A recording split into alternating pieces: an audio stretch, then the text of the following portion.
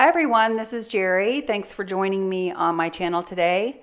I just wanted to share this really quick card that I created. It's a great card for using up all of this crazy scrap paper that we seem to accumulate.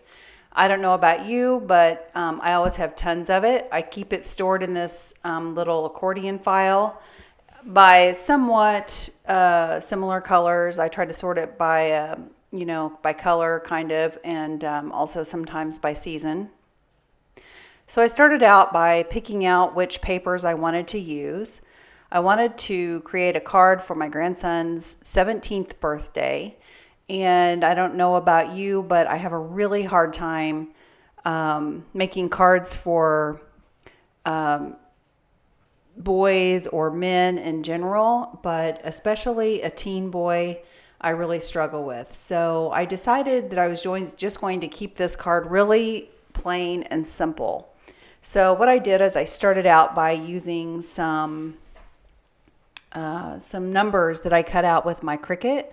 Of course, you could use a die if you had a die for this, but I just used my Cricut and cut out the number 1 and the number 7 for 17. I cut this out 6 times with actually I used scrap white paper to cut these out as well. I used scrap paper for this entire project except for the card base.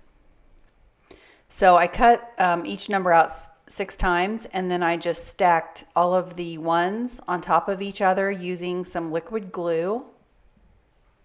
And I just tried to make sure that the liquid glue was sort of out toward the edge of the number, just so that it made sure and sealed those edges in tight. And then once I get all 6 of my numbers stacked on top of each other, I just placed an acrylic block on top of those just to weight that down for a minute and let that glue dry. And then I just proceeded to the 7 and did the same thing. And then once I had all of those stacked, I just left those under the acrylic block while I went ahead and assembled the card.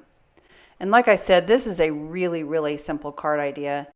And as you can see here, I've actually gotten 2 uses out of the red paper. Not only am I using this piece of red paper as a mat behind the main part of the card, but I've also cut out a square out of the center of this mat, which I'll be using on the very front of the card to place my 1 and my 7 on. And once I place the pattern paper on top of this, since it's just a mat, nobody will know the difference. So I've really gotten a double use out of this red piece of paper.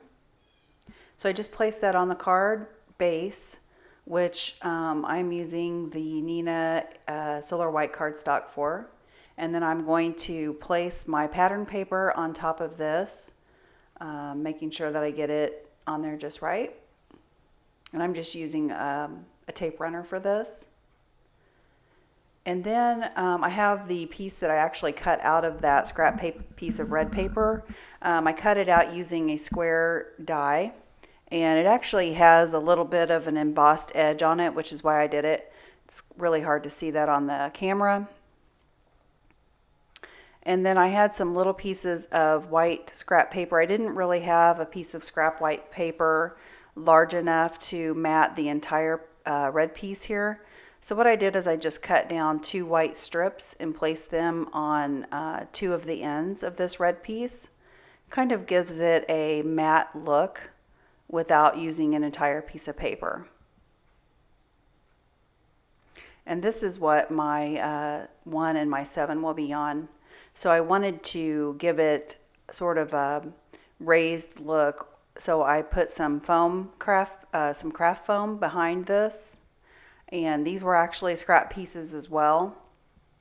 And I've just glued these on to the back of this red piece of paper with some liquid adhesive.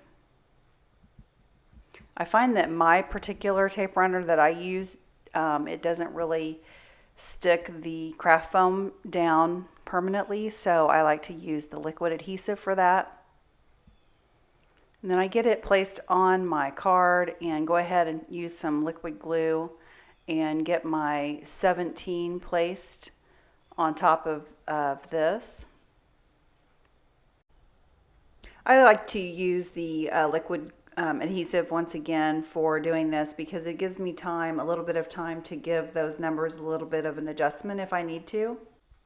And then once I get those numbers placed on my card exactly where I want them, I just leave those on there for a couple of minutes just to make sure that the glue is good and dry. And I toyed with whether or not to put anything else on the front of this card, and I just decided to keep it very plain and simple. If you liked what you saw today, please give me a thumbs up and click that subscribe button for more ideas. If you'd like, you can visit my blog, abushelandahug.blogspot.com.